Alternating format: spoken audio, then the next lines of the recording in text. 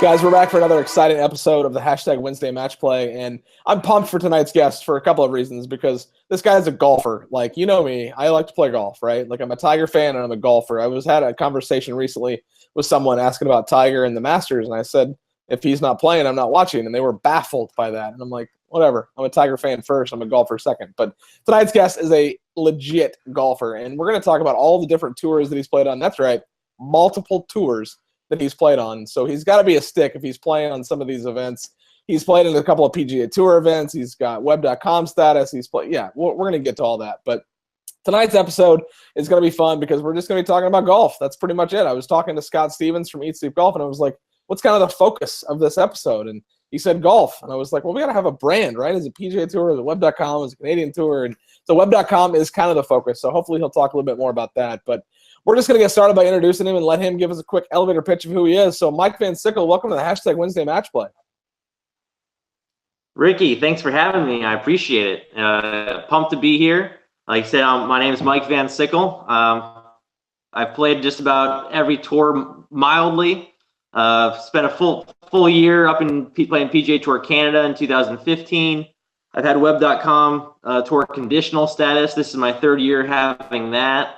Unfortunately, my number via the web.com tour still not going to get me an outright this year. So I'm out there begging for sponsor exemptions. So if there's any tournament directors watching, Mike Van Sickle, that's who you want to call. That's awesome. Maybe that would be a good success story for the show. Somebody that's watching gets you a sponsor's exemption and gets you to play in a couple of events. So let's just get started. As last week, as we have introduced a new format, front nine, back nine, we got 9 questions that are about you and only about you, that are focused on you and your playing career. Then we jump into the back 9. It's just going to be fun, 9 random questions. But the audience at home, pay attention, because at the end of this, I'm going to challenge you to pick who wins this match play. It's 18 questions, 18 holes. Jumping into the front 9, we're on the first hole. You played golf at Marquette University. Tell us a little bit more about that, the experience you had there, and some of the highlights of your time playing collegiate golf. Okay. Let's see. I think my favorite thing about Marquette, I was really fortunate as a high schooler. High schoolers, we don't know a lot about the world, but I had a couple really good football players in my high school that were 2 years older than me. And I watched them both go to their like top school that they could possibly play at.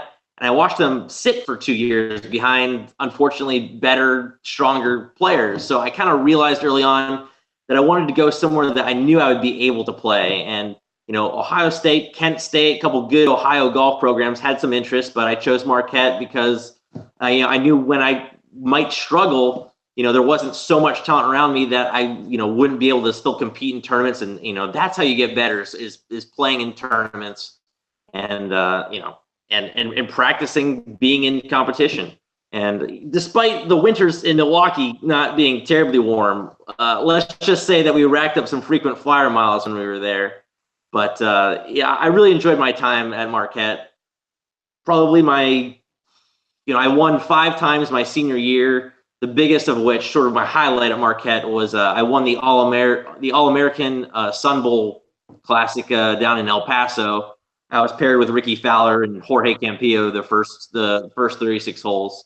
So it's always great when you get to play with guys like that. And I wound up beating Trent Leon, Oklahoma State player, in it's a sudden death playoff that went 6 holes. So that was kind of my biggest win and one of my bigger highlights in golf. That's really cool. That's really fun. So after college, you decided to play some professional golf, which included playing some PGA Tour events. Speaking of Ricky Fowler, tell us a little bit more about those 2 events specifically and your experience playing on the PGA Tour, and kind of how is that different from other golf events that you've played in, kind of what that experience was like top to bottom. Yeah, that was a great opportunity for me. I got 2 starts back-to-back weeks right out of college. I got to play in the John Deere Classic first. Got paired with Cole and Gary Woodland. And sort of the funniest thing about that pairing is I had just signed with Hambrick Sports Management as my sports agency. David Winkle was my agent, and all 3 of us actually were with Rocky Hambrick, David Winkle. So that was kind of funny. We talked about that for a little bit, but the thing I realized right away, my ball striking was good enough. I had a really good putting week. I was, I think, 4 under through 12 holes in my first round. some guys play slow. That's got a little bit of the problem out there. Colton Nost wasn't trying to walk up the fairways too quickly or hit his ball too quickly, so we got put on the clock on our 13th hole, and unfortunately, my flowing 4 under par round went south quickly and missed the cut there by 2 and in Milwaukee by 2. But the one apparent thing, sort of from the game of golf standpoint and how good these guys are in certain aspects, was really the wedge play. I think that's really what caught my eye early on. Is these guys, you hit in the fairway bunker, you lay up to 60 yards, and they're going to get that 60 yards up and down 3 out of 4 times easy. And if you have an easy chip around the green, they're not trying to get it up and down, they're trying to make it. And personally, my short game at that time wasn't at that level, so I knew right there that that was going to be the next step. Wow, 60 yards. I'm just trying to get up and down, maybe up and on and then down. So 3 shots for me. I remember Zach Johnson at that Masters when he won. I mean, these guys on tour, when they get hot with the wedge, they're trying to make it from 80 yards. That's bananas. I'm trying to find the green. So you're currently playing on a few different tours, including Web.com, Latin America. You're also up in Canada, so you're all over the place. Talk a little bit more about your 2018 season and what it's only, we're only 2 months in, but kind of what your seasons look like so far and what you have planned for the months ahead. Yeah, I mean, with where I'm at, with having Web.com conditional status, I'm eligible for the reshuffles on the Web.com tour, so it's really hard not to, like I said, you're begging for sponsor exemptions, but those are few and far between if you're lucky enough to even get one. So it really comes down to Monday qualifying, and with the opportunity to reshuffle on the web, to get in one event, play well, and then all of a sudden you're out there all year long, you kind of have to go do a lot of Monday qualifiers. So that's probably, the number one thing on my schedule that I'm putting out there first. But, when you're doing a lot of Monday qualifiers, you're not exactly playing a lot of golf tournaments. You're going to go out, shoot 68 a bunch of times and keep and slam your trunk because you missed by 3. So you need to supplement some actual competition in there as well, besides just play on Monday, 6 days off, play on Monday, 6 days off. So I'm going down to Latin America, first time. Actually just called the hotel and had to ask 3 different people. Tu hablas inglés? Finally found someone. So that was good, but they're actually out of hotel rooms. So if you know anyone in Guatemala, you'll have to let me know. I don't, but that's crazy that yeah. They don't have any rooms down there. I'd sleep. I mean, get a rental car and sleep in your car. Well, just at the resort where the tournament's being held. Oh, okay. So you can stay down the street. I guess I waited a little too long on that. It was kind of a late decision for me to go down there, but I might. I also might go up to PGA Tour Canada, where I played full season in 2015. I might go up there and either start the season, see if you can get off, and that's kind of what I'm looking at here. Play the first couple events Latin, play the first couple events Canada. I'm able to use my web status to get in these events. If you can kind of get off and running on one of the two, maybe win or a couple top 5 finishes, then maybe it's worth trying to do that tour to try to get up onto the web next year full time. So early on. Well, you're young and you sound like you're busy and sound like you get a good game. So that's I have no doubt that you got a bright future ahead of you. So outside of golf, you're a sports fan. I mean, it says that right there on your website. That basically that's about as much important as golf is to you. So what other sports do you follow, and what are some of your favorite teams? So I 2 things. I'm a very loyal person, and I've always been a sucker for cool colors and good logos. So I was living in Connecticut till I was about 12. So I picked all my favorite teams when I was about 6, 7 years old, and been a lifelong San Diego Chargers fan and Toronto Blue Jays fan ever since. Hey, I'm not going to stop saying San Diego. They're going to move back. They have to. I can't be an LA fan. Yeah, it's weird. I don't follow sports outside of golf, and I only follow golf if Tiger's playing, but it doesn't feel right calling them LA. Like, I don't know. I mean, God, they couldn't sell out that $25,000 person soccer stadium. Yeah. That's the sub or whatever. They're having trouble filling that. How are they going to fill 40,000 if they get to play in something like that in LA? I just don't see it. I see them moving back or finding greener pastures in maybe a state that taxes you a little bit less. So you have a bunch of sponsors listed on your website, talking about sponsors helping you get into events. Tell us a little bit more about some of your key sponsors and what you're doing working with them. Kind of what's that look like for you? Oh, absolutely. So I've been really fortunate to have a couple members from my club back home. Mike Dowling from Crystalline Energy.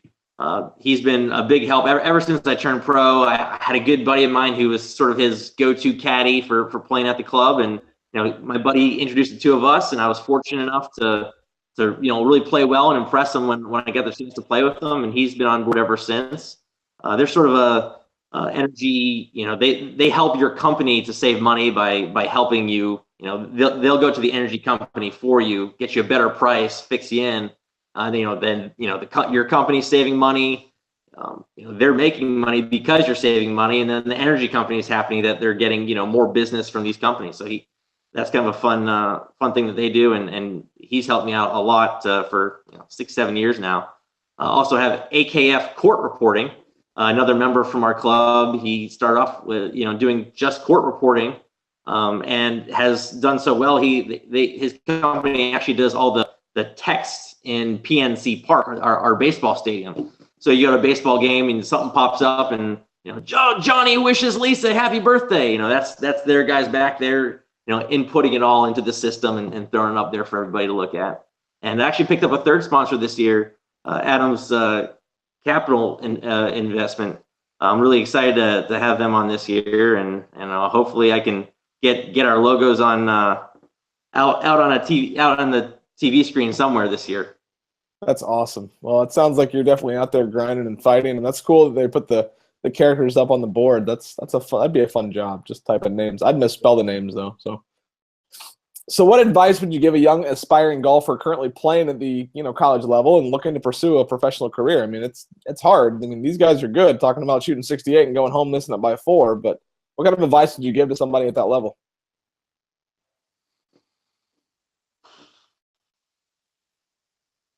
Practice really hard. It's professional golf comes down to taking advantage of the opportunities that you earn, because you're not given very many in professional golf. You really have to go out there and earn them. And whether it's playing great in college so that you do get a couple of sponsor exemptions early on, I mean, those sponsored by what you do in college. And then, if you don't get sponsor exemptions into events and you have to Monday qualify or go to Q school, you just have to do everything that you can to prepare yourself and be ready for those big tournaments. And again, kind of going back to what I said early on, competition is the best practice, and finding some kind of tour to get out and play on consistently, and play tournament golf. That's the best way to get ready, especially for coming out of college. That's the other thing. You come out of college and you have classes half the day, and maybe you have to drive to the course, and you only get 3-4 hours of practice play every day. All of a sudden you've got nothing to do but play golf. So how are you gonna utilize that time? That sounds like a lot of practice. I don't like to practice, and getting ready for a few weeks ago, getting ready for that tournament I played in Bermuda, I was starting to practice more, and I kind of got the itch. Like, I can see myself getting better, and I could tell that practice paid off with my short game specifically. And I did miss 2 very short putts that I finished T12 in that tournament, and it could have been a lot lower because I also lost 3 golf balls, but I blame 55-mile-an-hour winds for that. So I don't want to talk about it anymore, though. I'm still mad that I finished that. Like, I'm mad. Like, 130-player field, I'm in top 12. Like, whatever. I don't know why I'm mad. Now, Scott from Eat Sleep Golf and I were talking about this. It's all been in the news for the last few weeks. The golf ball goes further. I'm sorry, it does. I get it that the guys are working with players that, with coaches that help them hit it further. They're lifting more. But I don't have a lot of hard opinions on this, but I heard that you do. So the golf ball, talk about it. What are your thoughts? It's funny. It kind of boils down to what the USJ has done in the past. In 1969, I forget what his last name might have been, Rogers. He wins twice with a belly putter, and it takes 47 years to eventually ban the belly putter. square grooves. I played my entire square grooves, and the year I turned pro, USGA decides to ban square grooves. Now here we are. We're talking about the golf ball. It's just sort of like, why can't the USGA get to these things a little bit sooner?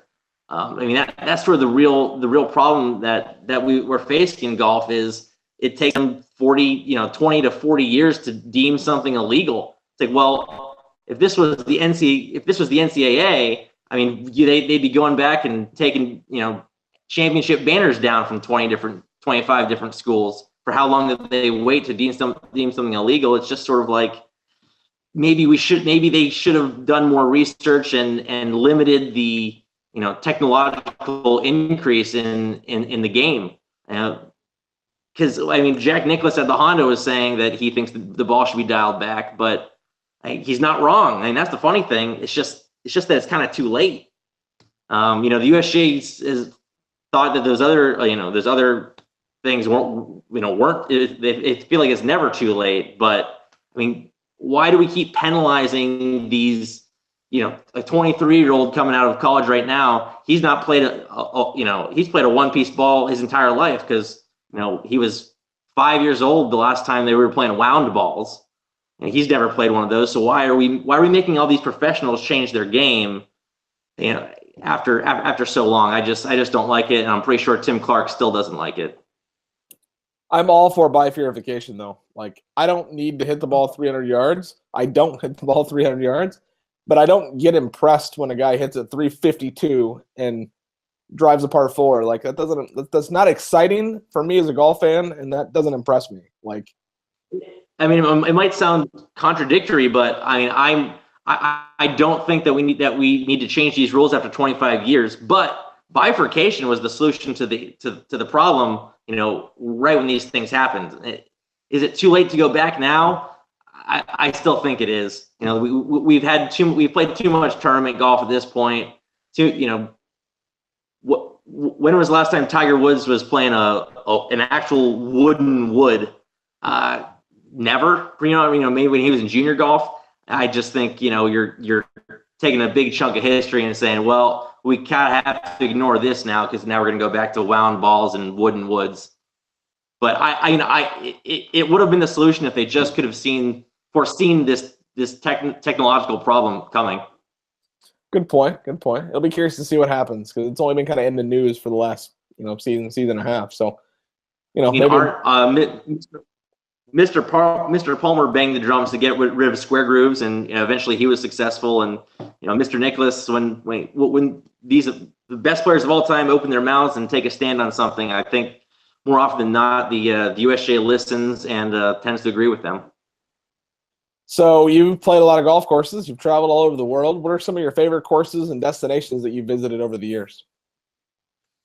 Okay, it's funny. I'm from Pittsburgh. I got to keep it in the city. I have to go Oakmont. It's simply the most difficult course I've ever played, while also being one of the most. You go out there, and if you have your A+ game, you can score there. You got to hit the ball in the fairway. You have to control the distance so that you're hitting your golf ball into the greens. And if you're putting yourself in the right positions on those greens, you're not going to putt better greens on the planet than at Oakmont, and you're going to make a decent number of putts. Dustin Johnson shooting 500 in the U.S. Open with how difficult they had that set up, and it was incredible. But it shows you, even when the USGA goes in there, they can't make it unfair. They'll try to penalize you afterwards, but they can't make it unfair. So I've always loved Oakmont. Going back to college, surprisingly one of my favorite courses in college, we played at Pinehurst number 8 every year, and I played all the courses at Pinehurst. Number 8 is surprisingly my favorite by far. It just has a lot of character, really good layout, fun, undulating, challenging greens. But again, it doesn't turn into goofy golf, and I've not played number 2 since they redid it, so maybe I should preface it with that. But it always went number 8, number 4, number 2 for me before they redid number 2. Okay, get back out there and play number 2. So what is your most memorable experience in your golf career to date?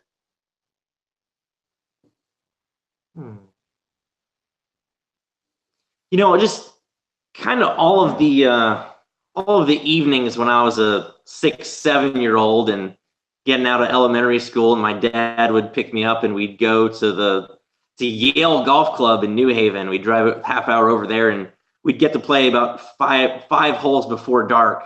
And I'd have my 3 clubs in the bag, my persimmon 5-wood, my 9-iron, and a putter.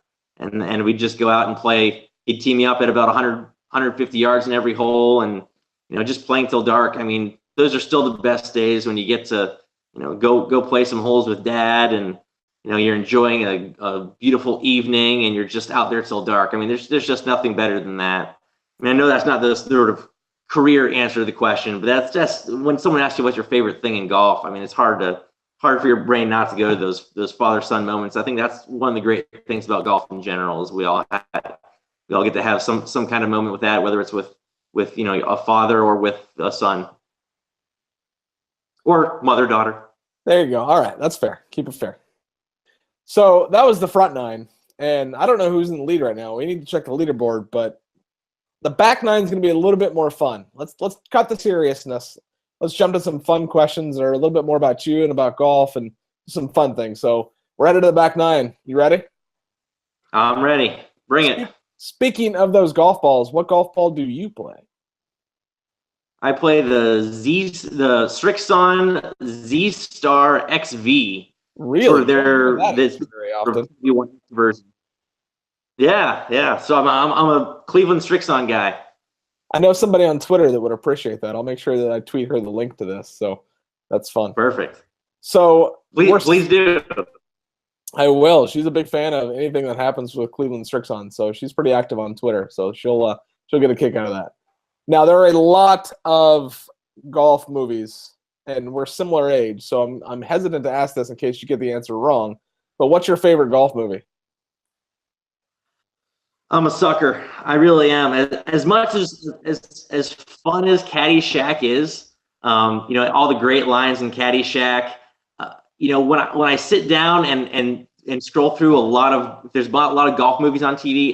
I'm not sitting down to watch Caddyshack. I mean, in pieces, it's hilarious, and that's just the greatness of the writing. I'm gonna sit down and watch Legend of Bagger Vance. Oh my God! It has that. Yeah. I'm the one. I'm the guy. I think there's just a lot of great sort of. It has that faith aspect in there a little bit, and it has some of the better golf and more believable golf in than in a lot of other movies. The greatest game ever played with Francis Ouimet that completely changed the scores in the playoff. He winds up making a short putt to win it. In the movie, in reality, he won by 6. So I definitely that can't be the answer. I know my answer sometimes is frowned upon when you say the best golf movies, but it's 2 favorite movies are Rounders and Good Will Hunting. So maybe I'm just a Matt Damon sucker. Wow. Well, I think we're gonna have to do some research here, but I think you might be the first person in the history of this show that has answered The Legend of Bagger Vance. I applaud that golf clap for that. I appreciate that.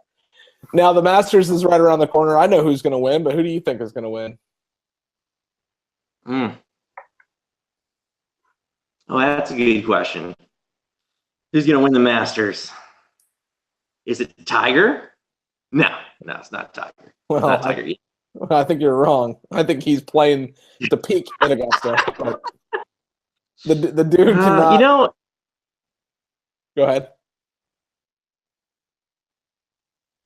You have to putt it really well to win at Augusta. I'm just not sure if Tiger still has that level of putting left in his game for a course like Augusta. I mean, I know he knows the course well. To see how hot Phil Mickelson's been, the last couple of weeks has been pretty impressive. Does he still have enough in the tank for Augusta? It still sets up well for a lefty. I think one of the more impressive players kind of recently is John Rahm. I mean, he kind of got to finally see the course last year for the first time. might be enough. I mean, we saw how quickly Jordan Spieth learned to dominate that course, and you kind of need a cooler temperament out there, which might be the only thing that holds Jon Rahm back. But Dustin Johnson, that he kind of has the same problem as Tiger, maybe, where is his putting at the at a certain level for Augusta, because Augusta's not like other majors. You kind of have Mickey Mouse greens. I hate to sound like Sergio Garcia, but if they didn't have the history in a major at Augusta, I'm not entirely sure there wouldn't be a few guys that were walking away from Augusta going, I don't know if I'm going to play here every year. But the course is maintained. It's basically the Wimbledon of the PGA Tour. So, but yeah, I think Jon Rahm would kind of be a sneaky dark horse pick. We've seen him play some good golf. So basically, you said Tiger's going to win. Got it. Who is in your perfect foursome? Oh yeah, that's a good one. So like I said, my dad has to be in there. Another interesting one from me, I'd have to go with Harry Truman. If we can we pick dead people? You'll let it slide. So yeah. I picked Harry Truman. It's the opportunity to pick his brain on his conflict with whether or not to drop the atomic bomb is an interesting one, because I probably wouldn't be here if he didn't make it. My grandfather was in the Navy, and they had these orders, and they dropped the atomic bomb. They were told to destroy these orders. Well, war's over. We're just gonna look at them. It was plans for a full-scale invasion of Japan, and it was a 3-wave attack. And they were scheduled to be in the first wave. And, the first wave was really just, trying to wear out the Japanese for the second wave. And, casualties were going to be absurd.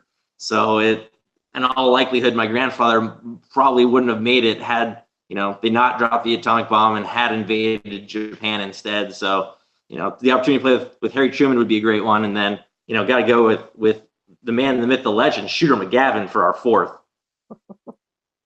That's a good one. I like that. He's pretty active on Twitter too. That's funny. Yeah. Let's have a drink. Beer, wine, whiskey. Gotta go. We gotta go with a little whiskey. My bachelor party. I'm married, have a 2-year-old son. And for my bachelor party before our wedding, me and a handful of friends went down to Louisville, and we did a couple bourbon tours. We went and did Buffalo Trace and Woodford Reserve. Woodford, so kind of distillery. That's picked cool. up the bourbon whiskey bug a little bit since then. Don't drink. I don't drink a lot in general, but if I'm going to sit down and have a little something, it'll be that. Single best course you've ever played and single worst course you've ever played. Ooh, single worst course. Like I said, single best courses. It has to be Oakmont. Oakmont by far. Boy, single worst course. No one ever asked you what the worst course you've ever played was. Wow. Oh, I hate to throw anybody under the bus. No, throw them, toss them. Maybe I'll just go with who's treated me the worst, right? Yeah, that's fine. Bad experience, worst experience. Worst course I've ever played. Oh man. Oh, that's a tough one. You played a Pennsylvania Open. Pennsylvania State Open at Commonwealth National out in the Philadelphia area. It was not my favorite layout. There's a par 4 that has you hitting driver over a building, and the Pennsylvania Golf Association officials, they had a lot of rain and heat issues that summer, so there's a lot of dead patches in fairways and things, and the rules officials continued to not give players drops from these horrible dead patches. So because of those rules officials, Commonwealth National is the worst course I've ever played. There you go. I'm guessing it's more than one. How many aces do you have? I have 3 aces and 3 double eagles. Shut up. I only have 1 double eagle and no aces. How do you have 3 double eagles? That's crazy. Big boy hits it far. Strong like bull. I think all of them have come in practice rounds. Hey, that's all right. Had a junior event when I was like 16. Hold out a 3-wood to a front pin that was tucked. We still don't know how it actually went in or even stopped. Another fun one was at Scioto, number 8, which is normally a par 5 from the numbers, so I count it. But they make it a par 4 for the tour players when we come in for the U.S. Open sectionals. And Stuart Appleby had driven up. He was just kind of driving the course, and he goes, "Oh, mates, you mind if I go through?" And they're like, "Yeah, that's fine." And I hit this 8-iron into the green, and I hit it so good, and I was like, just for no reason, I was like, "Oh, suck on that one, Stuart," which he was long gone. But I'm watching in, and it just hits and goes right in. It's like, well, I guess it was good. And then I recently had one the day after the Phoenix Open Monday qualifier. My dad and I went to a course, and first hole hit 6-iron, and I go, "Oh no!" He goes, "What?" I go, "I think I just made it." That's a day too late. That's awesome. So there's my. I used to live in Scottsdale. Sorry. It was in. Oh,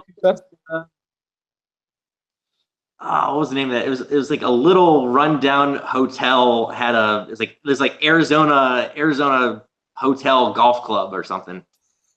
I don't know what that one is, but I don't. Yeah, you shouldn't. You better not.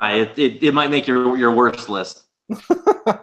So we become quick friends here, and I don't want that to end based on how you answer this question, but this is a very important question that's asked in every episode of this show. Do you think Tiger breaks Jack's record? Why or why not? Oh man, I remember I was playing a mini tour. It was probably about 2010, and this, after everything, this kid goes, "Oh, you think Tiger's gonna win a major this year?" And I go, "A major? I don't think he's gonna win a golf tournament this year." After everything that happened, I think it was 2010 or 11, whatever year it was, he didn't. And I said to the kid, "I'm not entirely sure he's ever going to win another major again." We were already seeing him start to not putt very well at that point. So much to have to go through publicly. Golf is such a mental game. You sort of took his ego and chopped it down to the bare bricks, and it's hard to come back from. It's really positive to see him playing as good as he is after 4 back surgeries. I think we should just be.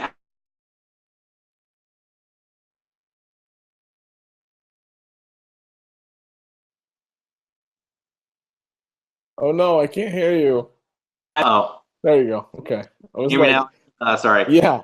It's okay. I'm thrilled to see him back in contention once in a while, but I think one major might be all he has left. Chip Essick is a good friend of mine. He was on this show last season, and he said if Tiger wins one more, he breaks the record. That'll be all he needs is to get one more to get that motivation back, that fire in his eyes. And I think I like that answer. I don't love your answer. I'll allow it because I like you and you're a nice guy, but I don't think you're right. I think he's going to win 5 more, maybe 6. I honestly think he wins one more this year. I think he wins one this year. I honestly think he wins one this year. Are you in Denver right now? It just seems like your head's in the clouds. I'm not sure. I'm just maybe I'm just reading this. I was like, what does that have? What? That's pretty well played. I don't like that answer, and I don't like that attitude. I think Tiger's the greatest that's ever played, and I think he's going to break the record, and I think he's going to win another 15 tournaments. But I'm going to allow it because I like you. You're a good guy. Well, I can't thank you enough for coming on the show. It was awesome getting to know more about you and your career and all the different places that you're playing. Don't love your attitude about Tiger, but like I said, you're a nice guy. And if we ever play together, I want you to make sure that I get 4 or 5 shots aside. So I'm going to let that answer slide. Hope you're enjoying the new format of the Hashtag Wednesday Match Play with the front 9, back 9, 18 questions, 18 holes. Leave your answer in the comments section below. Who won? Was it the questions or was it the answers? And I think I know my vote. It's going to be the questions because I didn't love his answer about Tiger, but that's all right. Not everyone's perfect, so I'm going to allow that. Make sure you check out this video. It's going to be on YouTube. It'll be on iTunes and Google Play in podcast format. It's going to be shared to Facebook, Twitter, Google Plus Golf Community. It'll be shared all over the place. Mike, thank you again for coming on the show. That was fun. You're always welcome back anytime you want to come talk about anything, whether it's your next double eagle or your next tournament win, because I have a feeling that's coming pretty soon, and your sponsors exemptions that are very flooding in from this show. And as always, on the Hashtag Wednesday Match Play, presented by Eat Sleep Golf, is you have to remember to eat, sleep, golf.